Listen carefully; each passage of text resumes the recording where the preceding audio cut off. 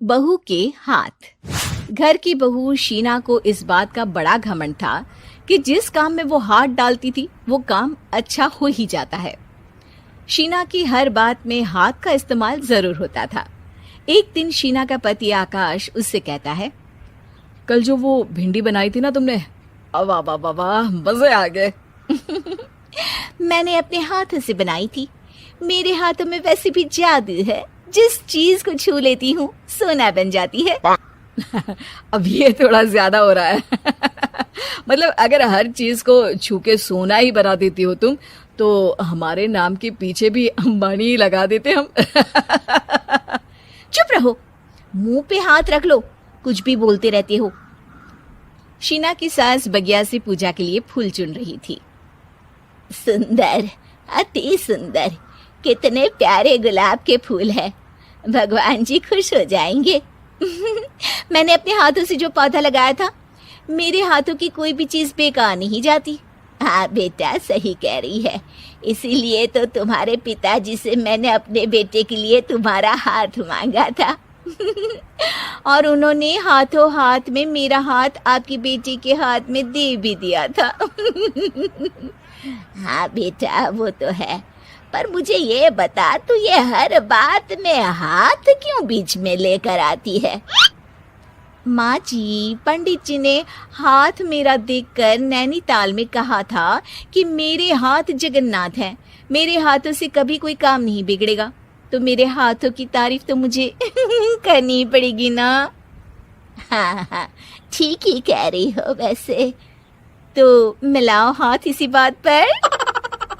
शीना को न सिर्फ इस बात पे गर्व था कि उसके हाथ से सब अच्छा होता है, बल्कि घर के सारे काम भी वो पहले अपने हाथ से करती, फिर कोई दूसरा उन कामों को कर पाता। एक दिन शीना कपड़े धो रही थी। अरे घर में वॉशिंग मशीन है तो सही, खुद क्यों थक रही हो? कपड़े पहले मेरे हाथ से धुलेंगे, फिर वॉशिंग मशीन से। पहले हाथ की सफाई, फिर मशीन की धुलाई। अगर आज डाकू गब्बर सिंह होता ना, तो वो ये हाथ मुझे दे दे ठाकुर, तुमसे जरूर कहता, और मैं तो दिलवा भी देता तुम्हारे हाथ। हर एक काम में हाथ बटाओ, ज्यादा जुबान न चलाओ, वरना दूंगी एक उल्टे हाथ से। क्या दोगी?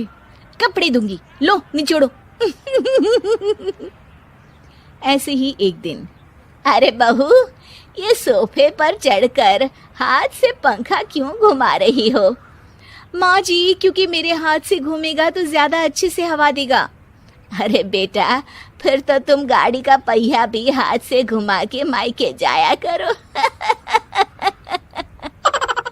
एक बार आकाश ने घर पर कार लाने की बात छेड़ी।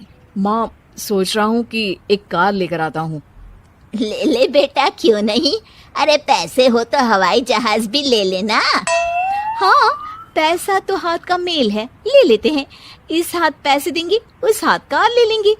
मुझे तो लगता है कि बहू कार भी अपने हाथों से धक्का लगाकर घर लाएगी। वो तो नहीं करूंगी, लेकिन सबसे पहले स्टीयरिंग पर हाथ मैं ही लगाऊंगी, ताकि गाड़ी का आना शुभ हो। अरे घर ले आने तो दो, फिर हाथ लगा लेना। लेकिन शीना नहीं मानती। अगले दिन ही सब कार लेने जाते हैं। शीना सेल्समैन से कहती है, भैया ये कार बहुत पसंद है, पैक कर दो। अरे ओ भाग्यवान, 2 मीटर कपड़ा नहीं है जो पैक करवा ले, जरा चला कर तो देखने दो। यस सर, बिल्कुल, टेस्ट ड्राइव कीजिए ना। अरे नहीं नहीं, सबसे पहले मैं हाथ लगाऊंगी गाड़ी को, मेरे हाथ अच्छे हैं।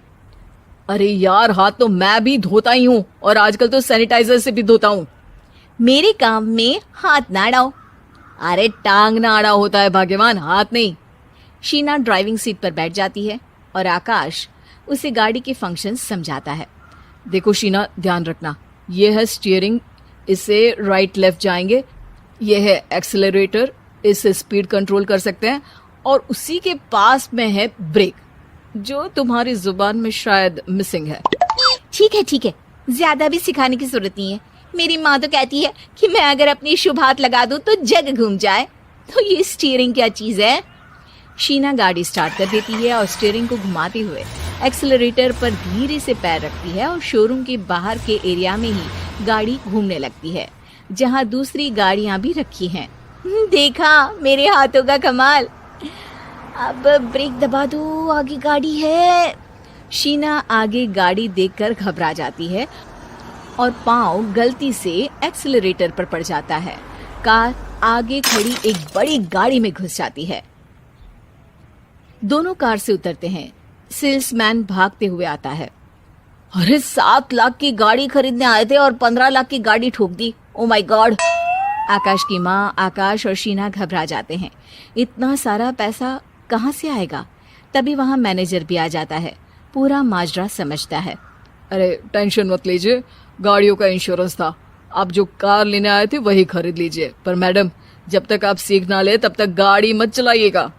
अभी तो आपने गाड़ी बस ठोकी है, जिसका बीमा भी था, लेकिन सड़क पे चलते हर इंसान का बीमा नहीं होता।